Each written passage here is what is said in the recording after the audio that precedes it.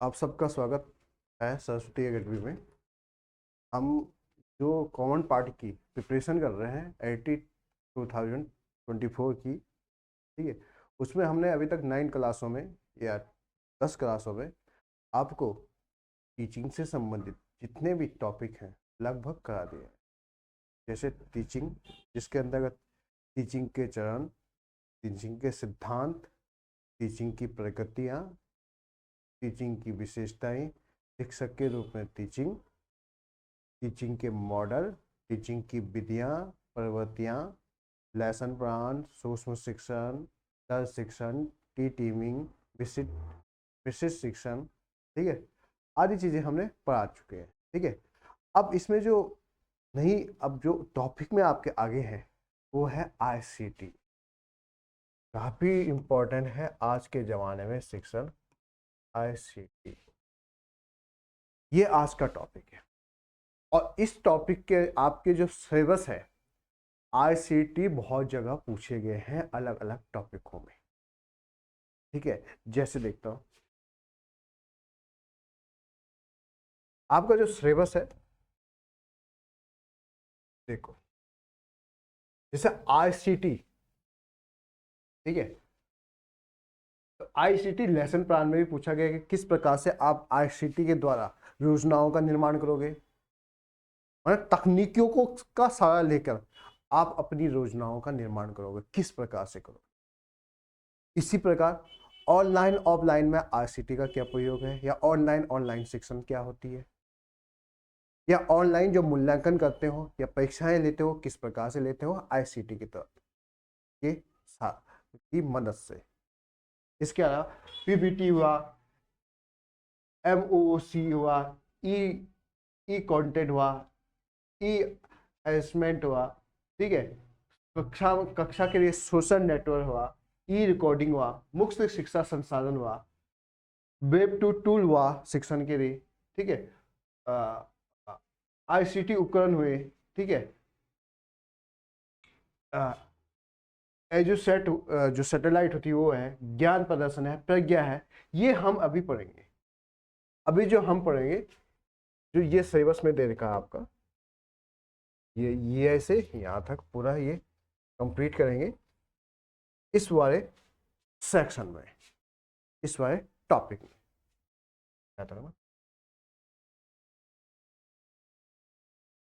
इस वाले टॉपिक में हम ये सब चीजें कवर करेंगे। इसके अलावा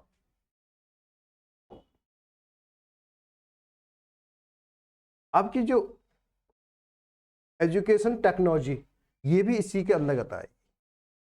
तो कुछ इन्होंने टीचिंग में डालेगा, कुछ क्यों मैंने कहा कि आपका जो सिलेबस है वो मिक्स है, तो मैंने इसको अलग किया है। तो इसमें भी हम जैसे देखो, आईसीटी अलग से पूछा गया है, इंफॉर्मेशन एंड कम्युनिकेशन टेक्नोलॉजी अलग से पूछा गया है, इसको भी पूर्ण रूप से पढ़ेंगे।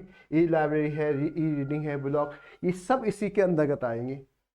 ठीक है, तो आईसीटी काफी इंपॉर्टेंट चैप्टर है। लगभग जो मेरे गैस के अनुसार है, इसके आईसीटी के अंतर्गत आपके लगभग 5 से या 6 क्वेश्चन आपके आ सकते हैं, या इससे भी ज्यादा आ सकते हैं।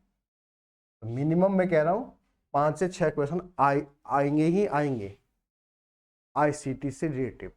वो आपकी ई रीडिंग हो, ई लर्निंग हो, ई कॉन्टैक्ट हो, ऑनलाइन असेसमेंट हो, एमओसीसी, मतलब जो भी सूचना और प्रौद्योगिकी से संबंधित है, कम्युनिकेशन और टेक्नोलॉजी से संबंधित है, जितने भी आपकी कम्युनिकेशन और टेक्नोलॉजी से संबंधित है, वो उसी के अंतर्गत आईसीटी है, उस मतलब वही है ऑनलाइन। ठीक है, तो इससे 5 और 6 नंबर के क्वेश्चन आपके आ सकते हैं। क्या कर सकते हैं? आ सकते हैं। ठीक है, आ सकते हैं। तो स्टार्ट करते हैं। ठीक है, आईसीटी काफी इंपॉर्टेंट है, वेरी इंपॉर्टेंट रख दो अपने, जो वेरी इंपॉर्टेंट है। ये टॉपिक अच्छे से पढ़ो। देखो, ज्यादा पढ़ने की जरूरत नहीं, मेन चीजें जो पूछ सकते हैं। अगर कोई क्वेश्चन छूट भी जाता है तो आईसीटी का एक अलग से टॉपिक टेस्ट मैं आपको कराऊंगा, अलग से टॉपिक टेस्ट कराऊंगा। ठीक है, अभी मैं क्वेश्चन इसलिए नहीं करा रहा हूं, जैसे ये टॉपिक खत्म होगा मैं आपको माने लगभग 15 अप्रैल के बाद से ये टॉपिक टेस्ट चालू हो जाएंगे।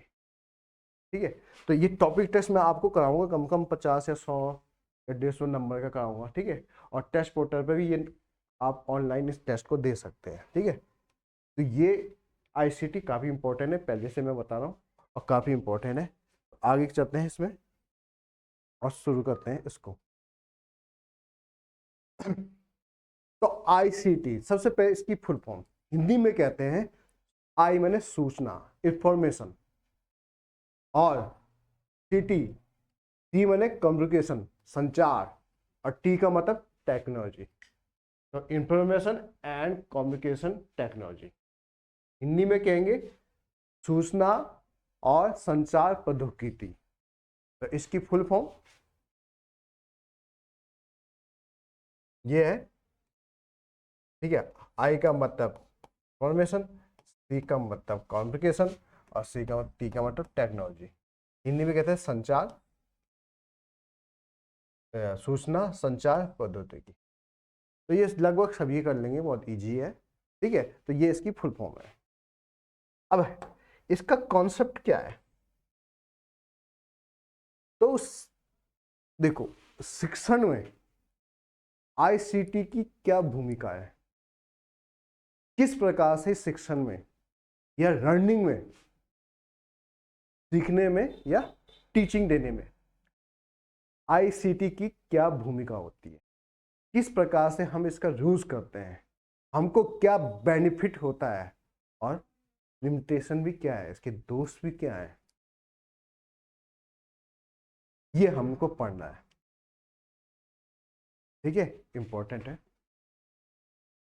तो सबसे पहले चलते हैं शिक्षा में जो आईसीटी का अर्थ है, अर्थात शिक्षण और सीखने की प्रक्रिया में जो हम डिजिटल उपकरणों का प्रयोग करके शिक्षा देते हैं या सीखते हैं स्वयं। जैसे मैं अभी आपको टीचिंग कर रहा हूं तो मैं पूरे डिजिटल रूप से दे रहा हूं। ठीक है, सामने डिजिटल बोर्ड है, सिस्टम है, कैमरा है, माइक है। ठीक है, पीटीटी बना रही है। तो ये एक प्रकार से मैं क्या कर रहा हूँ, डिजिटल उपकरणों के द्वारा क्या कर रहा हूँ, टीचिंग कर रहा हूँ। ऐसे आप है, आप ऑनलाइन प्लेटफॉर्म से ऐप के द्वारा, इनके द्वारा, या विभिन्न प्रकार के ऐपों के द्वारा, या विभिन्न प्रकार के कोर्सों के द्वारा आप क्या कर रहे हो, ई लर्निंग कर रहे हो, है ना। टेक्नोलॉजी का प्रयोग करके या पद्धति का प्रयोग करके क्या कर रहे हो, सीख रहे हो। तो इसी को शिक्षण में आईसीटी कहते हैं, या शिक्षा में आईसीटी कहते हैं। इसी का अर्थ ये है। शिक्षा में सूचना प्रौद्योगिकी का अर्थ है शिक्षण और सीखने के सभी पहलुओं में डिजिटल उपकरणों के उपयोग से लिया जाता है। सूचना और संचार प्रौद्योगिकी 3 शब्दों से मिलकर बनता है। पहला है सूचना। सूचना का अर्थ है कि एक विचार या संदेश जिसे एक व्यक्ति से दूसरे व्यक्ति के पास पहुंचाया जा सकता है। संचार, कम्युनिकेशन। संचार एक पारस्परिक प्रक्रिया है जो विचारों, भावनाओं, विश्वास, सूचनाओं को दूसरों के साथ साझा करने में मदद करते हैं। तकनीक, वैज्ञानिक ज्ञान के प्रयोगात्मक रूप को तकनीक कहते हैं। तो ये 3 शब्दों की मीनिंग है। ठीक है, सूचना माने जो मैं आपको पहुंचा रहा हूं इंफॉर्मेशन। संचार माने जो आप में कनेक्टिविटी हो, जो अंतःक्रिया कर रहे हैं हम दोनों संचार शिक्षण में, वो भावनाओं से संबंधित हो, विधाओं से संबंधित हो, सूचनाओं से संबंधित हो, और तकनीकी जो मैं प्रयोग में ला रहा हूं। तो ये 3 चीजें क्या होती है, सूचना, कम्युनिकेशन और तकनीक। ठीक है, यूएसओ के अनुसार आईसीटी के बारे में, आईसीटी बहुत बड़ा चैप्टर है। ये यूपीएससी या आप पीसीएस मेन की तैयारी करते हैं तो आपको आईसीटी काफ़ी अच्छे से पढ़ना पड़ता है, क्योंकि एक पेपर इसी का होता है, लगभग साइंस का ये होता है। उसमें ये आईसीटी पूरी तरह से पूछा जाता है।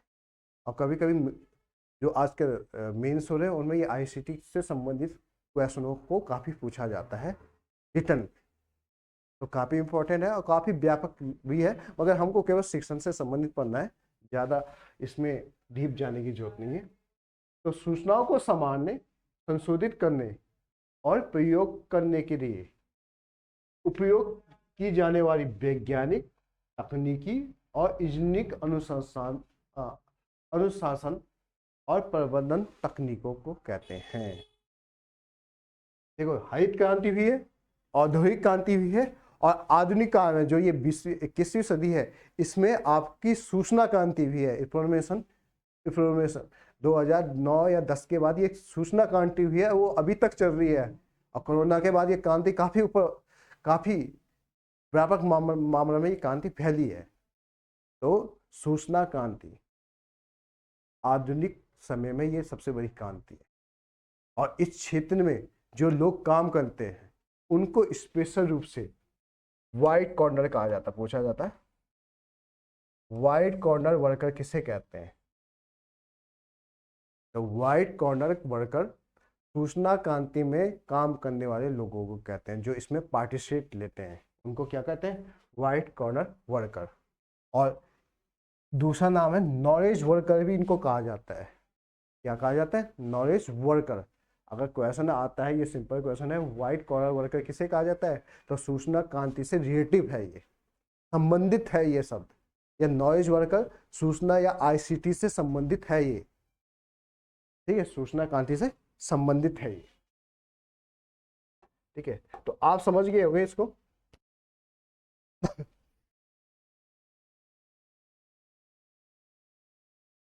काफी लंबा चैप्टर भी है और काफी इंपॉर्टेंट भी है। लंबा चैप्टर नहीं है, टॉपिक है इसमें काफी ज्यादा ना, तो इसको उस हिसाब से पढ़ेंगे, ठीक है।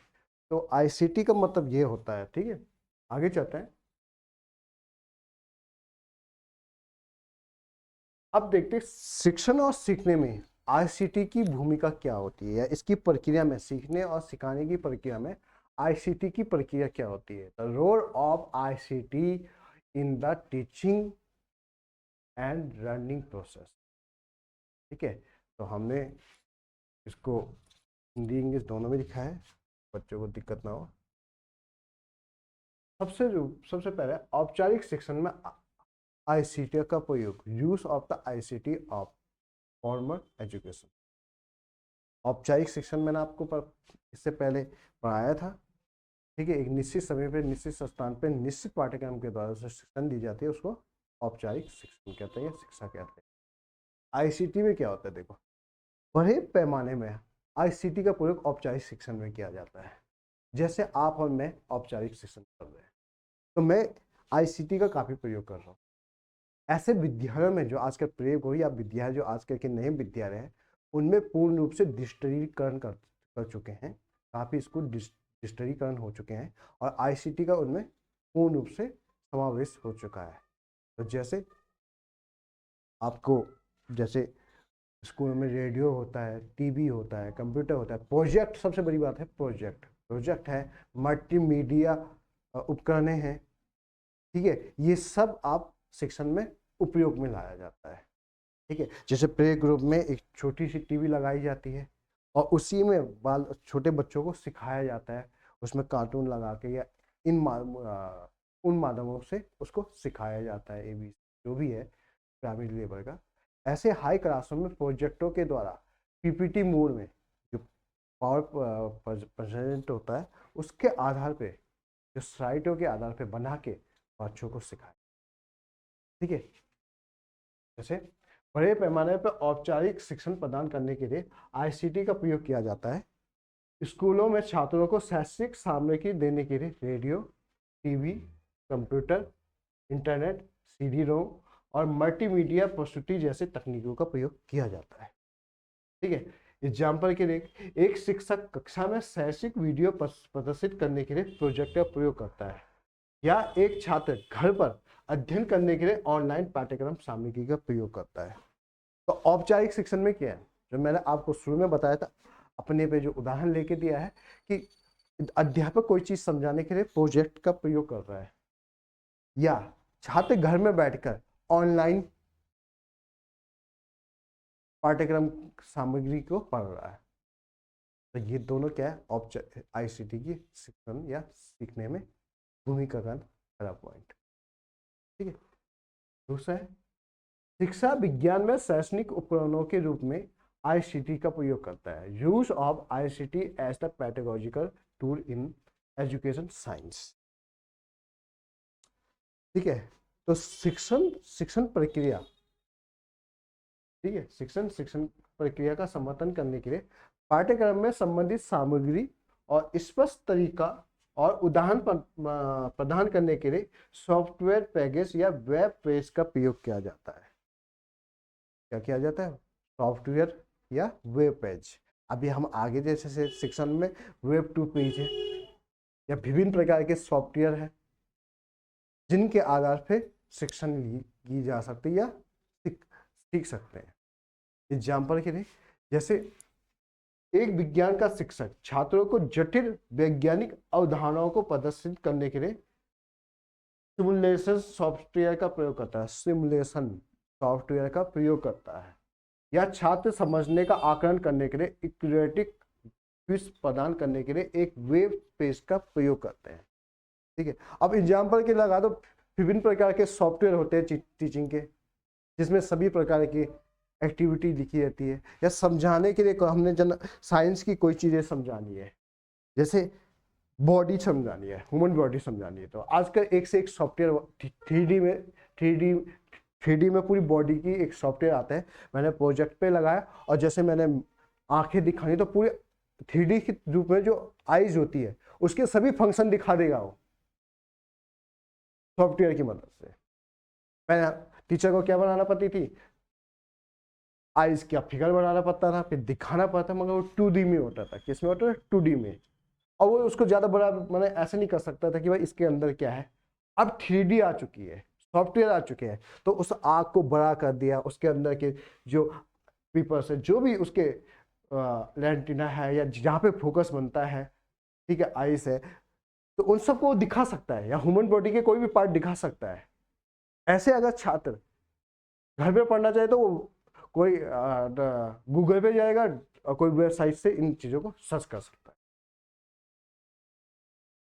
समझ गए? और देखते हैं, गुणवत्तापूर्ण शिक्षण के लिए आईसीटी का प्रयोग। Use of the ICT for the quality learning and teaching. अपनी टीचिंग की गुणवत्ता को बढ़ाने के लिए या सीखने की गुणवत्ता को बढ़ाने के लिए आईसीटी का प्रयोग। आईसीटी एक प्रभावी शिक्षण का वातावरण बनाता है जो छात्रों को सीखने के कौशल और आदतों में सुधार लाता है और उसे दैनिक जीवन से संबंधित करता है। तो टीचर का यह है कि जब वो आईसीटी का प्रयोग करे तो ऐसी आईसीटी का प्रयोग करे जो छात्रों के हित में हो, ऐसी तकनीकों का प्रयोग करे जो छात्रों के हित में हो, उनके दैनिक जीवन से संबंधित हो, उनके समस्या समाधान करने में मदद करें। ऐसी आईसीटी का प्रयोग करके वो अपने शिक्षण में या बच्चों के सीखने में गुणवत्ता ला सकता है। एग्जाम्पल के लिए, एक ऑनलाइन पाठ्यक्रम में वीडियो इंटरएक्टिव क्विज जो टेस्ट होते हैं, जैसे आप मेरे ऐप में जाके टेस्ट कर सकते हो ऑनलाइन। अभी मैंने उसमें फिर नहीं किया है, जैसे मैं उसमें टॉपिक टेस्ट फिर कर सकते हो तो आप ऑनलाइन क्विज कर सकते हो उसमें। ठीक है, चर्चाएं समित है जो वास्तविक जीवन से संबंधित होती है, जिसे छात्र स्वयं सीखकर व्यवहारिक स्थिति में उसको लागू कर सकता है।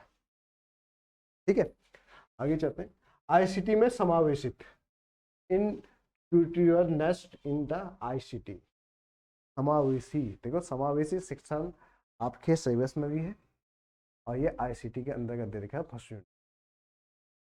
ठीक है, फर्स्ट और चौथी यूनिट में जो आपकी काफी तरीका दे रखा उसमें भी समावेशी शिक्षण और एक समस्या शिक्षण। ठीक है, तो समावेशीता आईसीटी में किस प्रकार, तो आईसीटी शिक्षा में समावेशित लाता है। सभी समावेशन का मतलब सभी प्रकार के गुण जिसमें सम्मिलित या सभी को साथ चलना। समावेशी के काफी अंत है, जिस रूप में आप उसका अर्थ निकालना चाहते हो तो उस संदर्भ में उसके सभी गुणों को आप लोगे तो वो समावेशी हो जाता है। जैसे हम समावेशी शिक्षण लेते हैं, शिक्षण के सभी गुण जो होने चाहिए वो हम, अगर जैसे हम सर्वांगीण विकास कहते हैं तो सभी प्रकार के गुणों का विकास, तो समावेशी माने सभी प्रकार के आवेशों को लेने वाला। ठीक है, तो आईसीटी शिक्षण में समावेश लाता है। विशेष आवश्यकता वाले छात्र अपनी शैक्षणिक आवश्यकताओं का समर्थन करने के लिए विशेष आईसीटी उपकरणों का प्रयोग करता है और हर कोई पाठ्यक्रम सामग्री का प्रयोग करता है। जैसे जो दृष्टिबाधित बालक होते हैं या विशिष्ट बालक होते हैं जो देख नहीं सकते हैं, ठीक है, वो छात्र पाठ्य सामग्री तक पहुंचने के लिए स्क्रीन रीडिंग सॉफ्टवेयर, एक स्क्रीन रीडिंग सॉफ्टवेयर आता है, देख तो नहीं सकते मगर उनके लिए एक सॉफ्टवेयर बनाया, जैसे ब्रेल लिपि है उनकी, तो ब्रेल लिपि उनको सिखाई जाती है। ऐसे आजकल आईसीटी में एक से एक सॉफ्टवेयर उनके लिए बनाए गए हैं, जिनके आधार पर वो अपनी स्टडी कर सकते हैं, सीख सकते हैं और अपनी कठिनाइयों को कम कर सकते हैं। तो जो ये रीडिंग सॉफ्टवेयर है, ये सुनने की जो कठिनाइयाँ होती हैं, जो सुनने की कठिनाइयाँ वाला होता है, छात्र ऑनलाइन व्याख्या के दौरान सांकेतिक भाषा या दुभाषा का प्रयोग करता है। सुनने में कठिनाई वाले छात्र ऑनलाइन व्याख्या के दौरान सांकेतिक भाषा या दुभाषा का करता है। तो देखो समावेशी, देखो सामान्य बालक या सामान्य व्यक्ति या सामान्य टीचर आईसीटी का प्रयोग अच्छे से कर सकता है, अगर उसको नॉलेज है तो वो उसको अच्छे से कर सकता। मगर जो विशिष्ट बालक होते हैं, कोई देख नहीं सकता, कोई सुन नहीं सकता, ठीक है, कोई विकलांग है, ठीक है, ज्यादातर जो सुन नहीं सकते और देख नहीं सकते, इनको सबसे ज्यादा कठिनाइयाँ आती है। तो इनके लिए स्पेशल, जैसे देखने वालों को स्क्रीनिंग रीडिंग सॉफ्टवेयर, ऐसे कई सॉफ्टवेयर हैं जो ब्रेल लिपि में प्रोवाइड होते हैं। ऐसे सुनने वालों को जो कम सुनाई देते हैं, जिनको कम सुनाई देता है, तो उनके लिए भी सांकेतिक भाषा, देख तो सकते हैं ना, तो सांकेतिक भाषा से के द्वारा उनको टीचिंग की जाती है। तो ये आईसीटी में समावेशी शिक्षा है, समावेशी में सबको साथ लेना। उच्च शिक्षा में आईसीटी का प्रयोग, high education, use of the ICT for high education. ICT का प्रयोग उच्च शिक्षा का समर्थन करने के लिए किया जाता है। छात्रों को समस्याओं का हल करने के लिए आईसीटी के उपयोग को समझाने और न्यायोचित ठहराने और विभिन्न रणनीतियों पर चर्चा, परीक्षण, मूल्यांकन करने में कौशल विकसित करने की आवश्यकता होती है। एग्जाम्पल के लिए, एक विश्वविद्यालय में एक छात्र शोध परियोजना के डाटा का विश्लेषण करने के लिए सांख्यिकी सॉफ्टवेयर का प्रयोग करता है, या केस स्टडी में विश्लेषण करने के लिए साथियों के साथ एक ऑनलाइन समूह में चर्चा करता है। तो देखो हाई क्लासों में किस प्रकार से इस,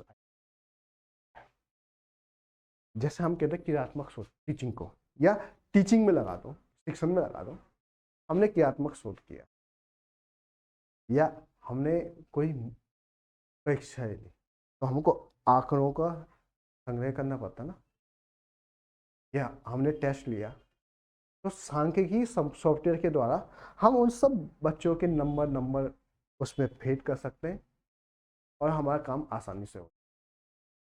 या कई डाटाबेस जो अनुदेशात्मक कार्य होते हैं, उनके लिए भी इसका प्रयोग किया जा सकता है, ठीक है।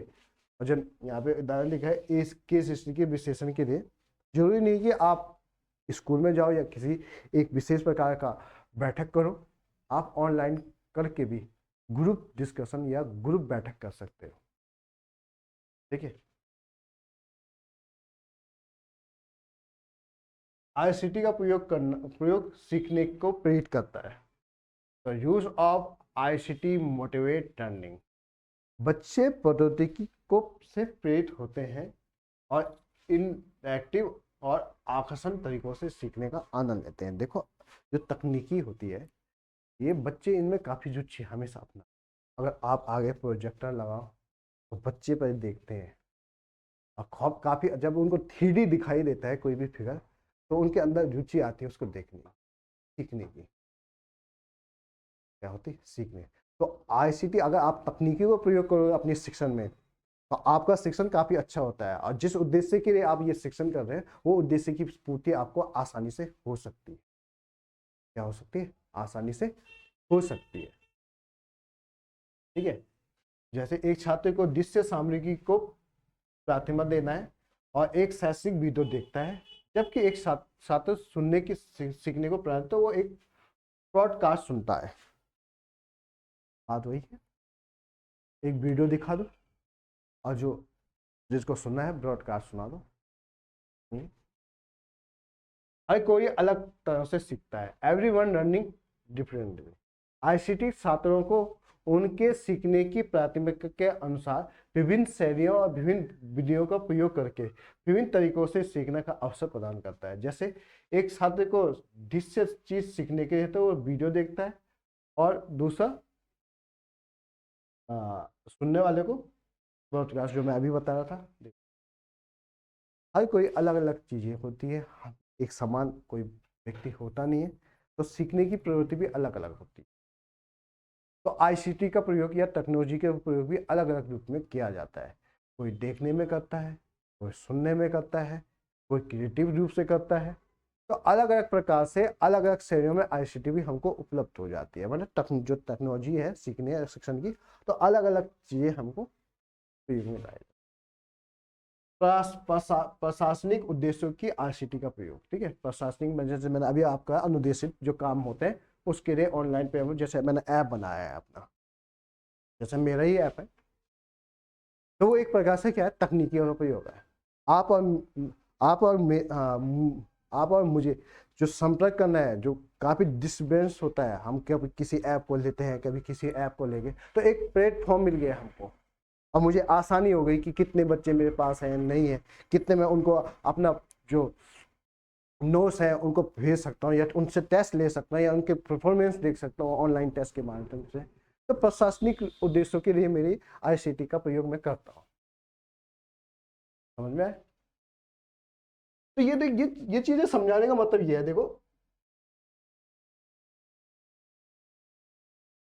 ये चीज समझाने का मतलब ये है कि अगर कॉन्सेप्ट बेस्ड आईसीटी के क्वेश्चन आए, तो आपका आईसीटी के पहले कॉन्सेप्ट क्लियर होना चाहिए, आईसीटी किस प्रकार से कार्य करता है और किस प्रकार की इसकी विशेषताएं हैं। अगर आपको वो विशेषताएं पता है, सूचना और संचार प्रौद्योगिकी या तकनीकियों के बारे में नॉलेज है, तो आप ये कॉन्सेप्ट वाइज क्वेश्चन आसानी से कर सकते हो। ठीक है, इसमें जो फैक्ट वाले क्वेश्चन है वो मैं बताऊंगा आपको। ठीक है, अब ये चैप्टर है जो इसमें फैक्ट है, आईसीटी से रिलेटिव जो फैक्ट होते हैं, जैसे फोर्स ही, ये ऐसे चीज वैसे आते नहीं, ये पीएचडी या नेट के पेपर में आते हैं, मगर मैं तब भी उनको बताऊंगा आपको। ठीक है, जो फैक्ट वाले हैं वो मैं आपको डायरेक्ट बताऊंगा, मगर जो कॉन्सेप्ट वाइज है उनको आप कॉन्सेप्ट क्लियर करके पढ़ो, यही मैं आपसे गुजारिश करता हूँ कि जो कॉन्सेप्ट वाइज क्वेश्चन है उनको अच्छे से पढ़ो, याद करने की कोशिश मत करो। देखो, शिक्षण पेडागोजी, ठीक है, शिक्षण पेडागोजी या शिक्षण एटीट्यूड या जो पेडागोजी होती है, तो कई चीजें आपकी कॉन्सेप्ट बेस्ड होती है। जैसे बाल विकास टोटली कॉन्सेप्ट बेस्ड है, बाल विकास जो चाइल्ड डेवलपमेंट है टोटली कॉन्सेप्ट बेस्ड टॉपिक है। उसमें फैक्ट भी है, जैसे पियाजे का सिद्धांत, ये सिद्धांत, ठीक है, फैक्ट भी है। वो फैक्ट आसान, अगर आपका कॉन्सेप्ट किया तो वो फैक्ट भी याद हो जाते हैं। ठीक है, जैसे बुद्धि है, तो बुद्धि में भी फैक्ट भी है और कॉन्सेप्ट भी है। समायोजन है, उसमें भी कॉन्सेप्ट है और फैक्ट भी है। तो अगर आपका कॉन्सेप्ट क्लियर है तो वो फैक्ट भी आपको याद हो जाता है। भाई ऐसा नहीं कि आपको फैक्ट याद है तो आपका कॉन्सेप्ट क्लियर हो जाएगा, नहीं, पहले कॉन्सेप्ट फिर फैक्ट में से आता है। ठीक है, आईसीटी के गुण, बेनिफिट ऑफ द छात्र के लिए क्या इसके बेनिफिट होते हैं? अनिवार्य शिक्षण, सूचना के स्रोत की खोज, शुद्ध सूचनाओं का प्रसार, निर्णय लेने और समस्या समाधान की क्षमता, ये छात्रों के हित में होता है। जैसे अनिवार्य परीक्षण, उनको एक प्रकार से ट्रेनिंग मिल जाती है जिससे वो आगे जो टेक्नोलॉजी का प्रयोग किस प्रकार से करें उनको आसानी होती है। सूचनाओं के स्रोतों की सूझ, किसी के बारे में या किसी भी टॉपिक के बारे में अगर आपको खोजना है तो आप तकनीकी या वेबसाइट या विभिन्न प्रकार के ऐपों के माध्यम से उन सूचनाओं को ले सकते हैं, और शुद्ध सूचनाओं में जो सही सूचना है वो ले सकते हैं। या अभी एक दोष भी आएगा कि यूट्यूब में या जो आपका गूगल है या कई चीजें हैं, अब वो जब इसका ज्यादा यूज होगा तो अशुद्ध सूचनाएं भी इसमें प्रचारित होगी। ठीक है, निर्णय लेना और समस्या समाधान की क्षमता विकसित होती है कि कौन सा कंटेंट अच्छा है, कौन सा कंटेंट गलत है। एग्जांपल दे रहा हूँ, कौन सी चीज जो मैं सर्च मार रहा हूँ वो सही है या गलत है, उसका डिसीजन लेने के लिए आपको तत्पर करता है। ठीक है, आप इतना होता है कि आपको कि ये सही है या ये गलत है। शिक्षकों के लिए क्या बेनिफिट होता है? सबसे ज़्यादा तो टीचिंग के लिए होता है, टीचिंग आसान हो जाती है। अब जैसे देखो 2021 में या 17 में मुझे ये सब चीज़ें ब्लैक बोर्ड पे लिखनी होती है, मैं लिखूंगा फिर आपको समझाऊंगा, ठीक है, लिखने में कुछ मिस्टेक होगी, तो इसने सबसे इजी कर दिया शिक्षकों के लिए। आईसीटी का प्रयोग जो शिक्षक करता है उसके लिए वो बहुत इजी हो गया शिक्षण करना, ठीक है, या दूसरे तक अपनी सूचना पहुंचाने में काफ़ी मदद मिलती है। तो शिक्षकों के लिए उनके शिक्षण के कार्य में मदद करती है। शिक्षण सामग्री का चयन, आईसीटी शिक्षण सामग्री और तकनीकों का चयन में मदद करता है। प्रेरणा और नवीनता, मोटिवेशन एंड इनोवेशन, एक शिक्षक छात्रों को सिखाने के लिए प्रेरित करता है और शिक्षा प्रदान करने में अपने तरीकों में रोचकता और नवीनता लाता है, ठीक है, नई चीज लाता है, नए नए कॉन्सेप्ट लाता है। इनोवेशन का मतलब क्या, आपके इसमें भी है शिक्षण इनोवेशन, नई नई चीजों की खोज, नई नई कॉन्सेप्टों की खोज।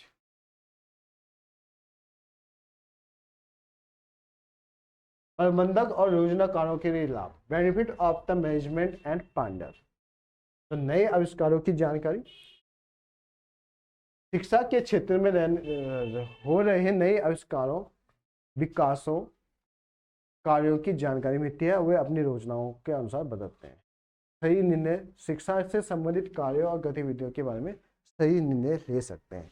तो छात्र की बेनिफिट क्या है, शिक्षक की बेनिफिट क्या है, और प्रशासन रूप में आईसीटी की बेनिफिट क्या है। प्रशासन के रूप में सबसे अच्छा जो बेनिफिट है वो है जो डाटा होता है उसको सुरक्षित और सिस्टमेटिक करने के लिए हम आईसीटी का प्रयोग ला सकते हैं विभिन्न सॉफ्टवेयर, या अपने प्रशासन से संबंधित जितनी भी सूचना है वो आम लोगों या क्रिएटिव क्षेत्र के लोगों तक पहुंचाने में आईसीटी का प्रयोग किया जा सकता है। जैसे आपने देख दिया होगा, आपको किसी भी स्कूल से मैसेज आ जाता है या ऐड आ जाते हैं, तो किसके माध्यम से, आईसीटी के माध्यम से। तो ये चीज़ें बहुत है, मैंने कम पॉइंट लिखे हैं, तो आप अगर कॉन्सेप्ट आपने किया है तो आप उन पॉइंटों को बढ़ा सकते हैं। मेन चक्कर है आपका कॉन्सेप्ट इनमें क्लियर करना है। दोस्त क्या है, दोस्त बहुत है, मैंने कम ही बताए हैं, दोस्त तो बहुत है इसके, ठीक है। सबसे पहले तो महंगा, सबसे ज़्यादा महंगाई, काफ़ी कॉस्टली हो जाता है अगर आप आईसीटी का प्रयोग करना चाहते हैं अपने शिक्षण में या सीखने में। तो सबसे पहले देखो, जैसे शिक्षण में आपको एक सिस्टम लाना पड़ेगा, सबसे पहले तो एक सिस्टम लाना पड़ेगा, काफ़ी कॉस्टली सिस्टम आती है, या अच्छा मोबाइल लाना पड़ेगा, इंटरनेट, अच्छा इंटरनेट लाना पड़ेगा, बाकी चीज़ें तो बाकी की चीज़ें हैं, ठीक है।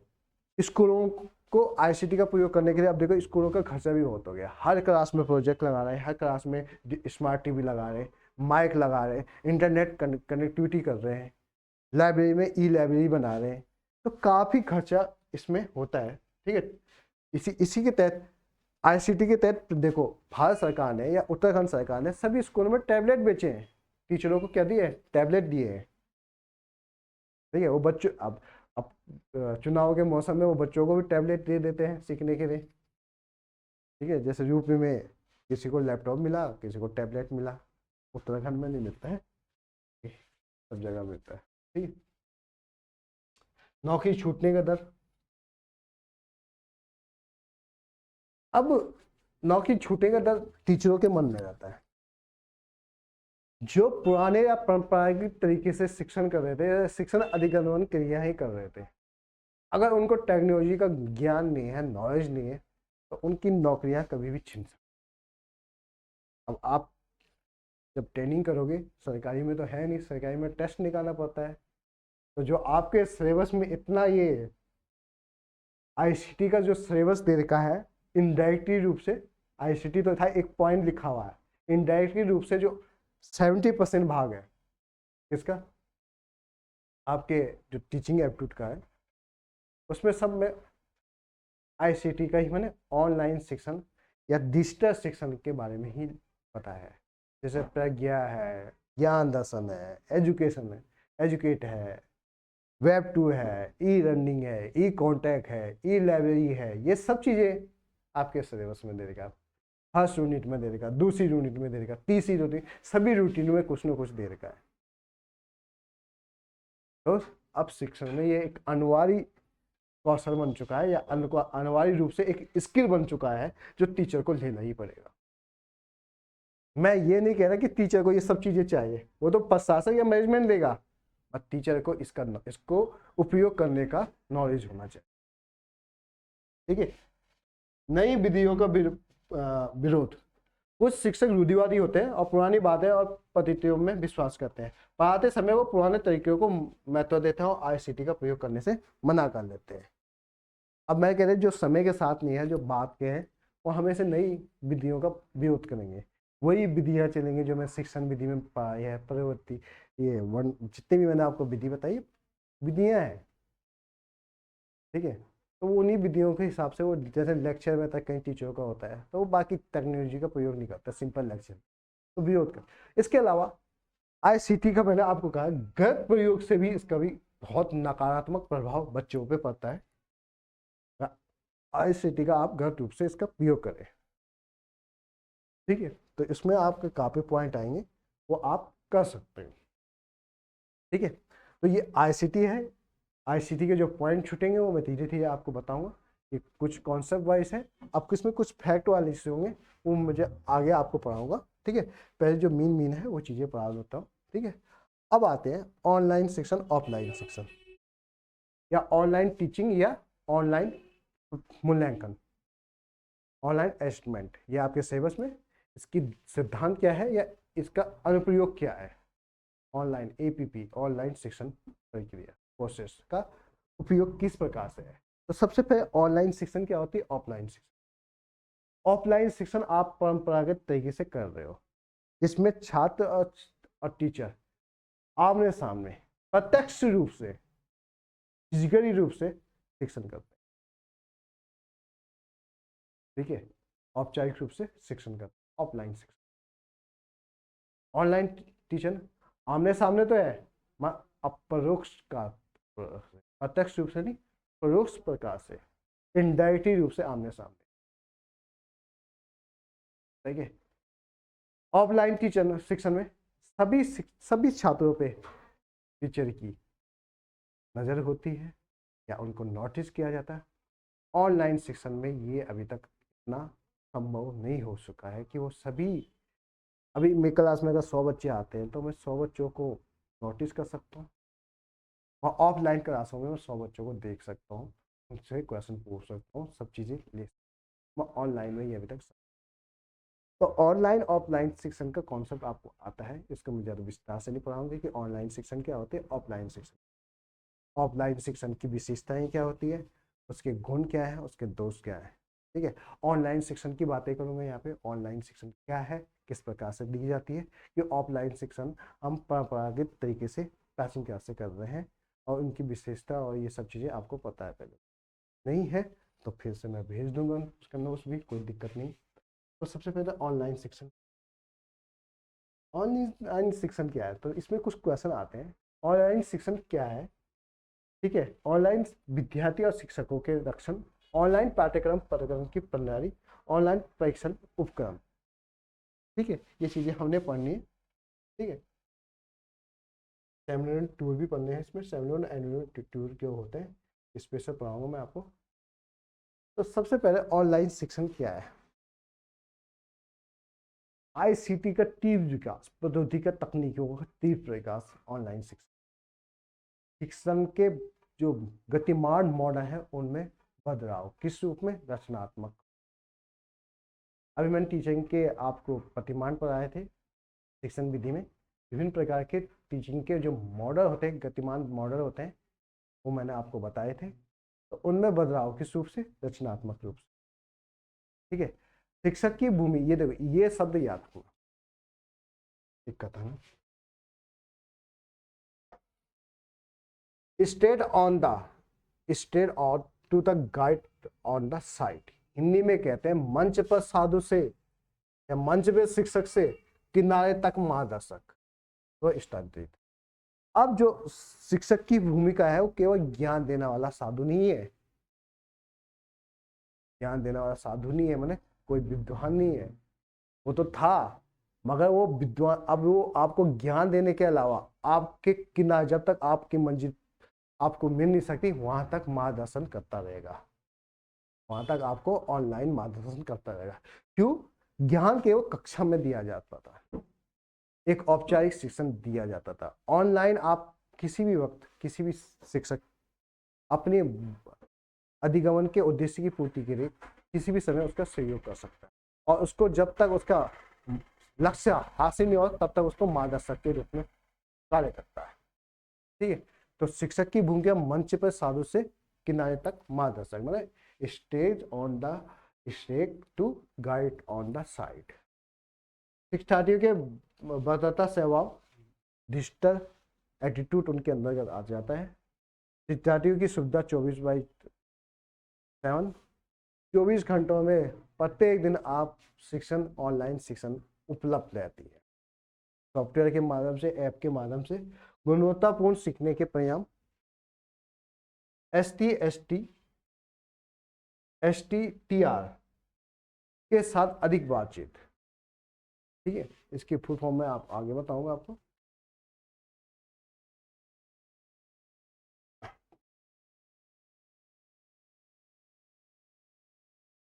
अभिनव शिक्षण गतिविधियां जैसे खेल, सेमिनार, चर्चा, प्रशासन प्रबंधन में आसान, भौतिकी साधनों का अधिकतम प्रयोग करना, प्रौद्योगिकी सीखने को जीवन और वास्तविकता बनाना, ऑनलाइन सीखने को स्वाभाविक तक पहुंचाना। महामारी के कारण जो लॉकडाउन लगा था, ये ई learning, online learning, remote learning आदि की भूमिका बढ़ना। जो पैंडेमिक 2020 में आया था, उसके बाद जो ऑनलाइन शिक्षण है वो उसका ग्राफ काफी ऊपर तक पहुंचा। ठीक है, e learning, online learning, remote learning, e content, ठीक है, काफी चीजें, ई लाइब्रेरी, ऐसे काफी चीजें ऑनलाइन में प्रस्तुत उपलब्ध हुई थी। तो ऑनलाइन शिक्षण का मतलब आप समझ ही गए होंगे। ठीक है, ये तो केवल दिखावा है, मगर आपके कॉन्सेप्ट वाइज में ऑनलाइन शिक्षण क्या है वो आप सबको जानते हैं। विभिन्न प्रकार के प्रोग्राम है, सॉफ्टवेयर है। ठीक है, बालकों पे इसका प्रभाव क्या पड़ता है, टीचरों पे इसका प्रभाव क्या पड़ता है, या किस प्रकार से प्रक्रियाएं होती है। ठीक है, वो ऑनलाइन शिक्षण है। क्या है? ऑनलाइन शिक्षण है। ठीक है,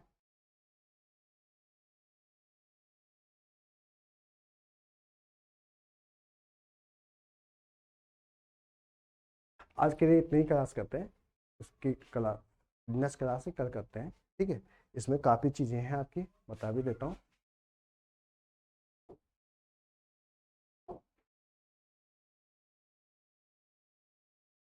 देखो, ऑनलाइन शिक्षण क्या है, उसकी विशेषताएं क्या है। Internet skin of the teacher. ठीक है, प्रशासक की भूमिका ऑनलाइन में क्या होती है, जो ऑनलाइन मैनेजमेंट टूल होते हैं वो कौन कौन से होते हैं, feature of CMS, seminar tool जो होते हैं, इसके बारे में पूरा बताऊंगा। इसके मतलब क्या होता है, सेमिनार का मतलब, ई पोर्टल का मतलब क्या होता है, ओपन एजुकेशन रिसोर्स इंडिया, जो जैसे ज्ञान दर्शन है आपका, तो ज्ञान दर्शन एक क्या है, एक दूरदर्शन का एक डिजिटल प्लेटफॉर्म है या एक चैनल है जिसमें विभिन्न प्रकार की एक्टिविटियाँ बताई जाती है, वो आपके सिलेबस में भी है, ज्ञान दर्शन। ठीक है, इम्पोर्टेंट है। ठीक है, अब ऑनलाइन मूल्यांकन क्या है, रचनात्मक आकलन क्या है, ऑनलाइन में तकनीकी का प्रयोग क्या कर सकते हैं, किस प्रकार से हम ऑनलाइन टीचिंग कर सकते हैं, ऑनलाइन परीक्षण कर सकते हैं। ठीक है, MOOC क्या है, इसकी विशेषता क्या है, सब आपको पढ़ना है।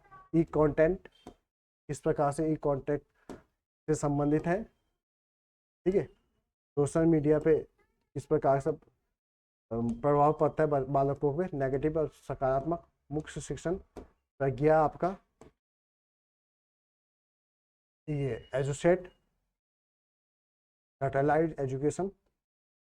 ठीक है, ठीक है, आपका वेब टूल क्या है।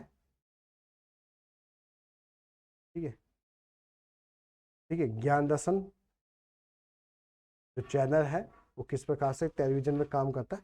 तो ये सब चीज़ें हम पढ़ेंगे आने वाली क्लासों में।